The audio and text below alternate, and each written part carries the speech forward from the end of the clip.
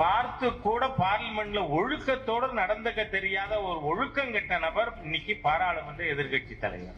ராகுல் காந்தி ஒழுக்கம் கெட்ட நபர் என பாஜக மூத்த தலைவர் H. ராஜா கடுமையாக விமர்சனம் செய்துள்ளார். அவர் 40 ஆண்டுக்கு மேல எதிர்க்கட்சியிலே இருந்து செயல்பட்டார். 57 97 வரை.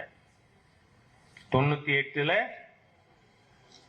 முதல்ல தேசிய ஜனநாயக கூட்டணி அரசு 13 மாதங்கள், அப்புறம் 99 அதனுடைய ஃபுல் டேர்ம் இருந்தோம். 40 ஆண்டு எதிர்கட்சியில் இருந்த பொழுது வாஜ்பாய் அவர்கள் எப்படி நடந்து கொண்டார் என்பதை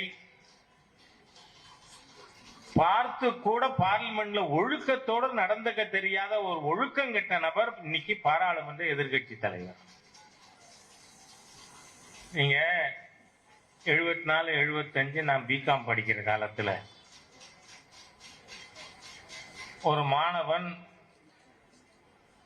டி-ஷர்ட்டை போட்டு ஜீன்ஸ் பேண்டோட காலேஜ் கிளாஸ்க்கு வர்றான். உடனே எங்க பேராசிரியர் கிருஷ்ணன் அவர்கள், எந்த சந்தை கடையில்டா போய் சண்டை போட்டு வர, வீட்டுக்கு போய் ட்ரெஸ்ஸை மாத்திட்டு வாங்கணும்.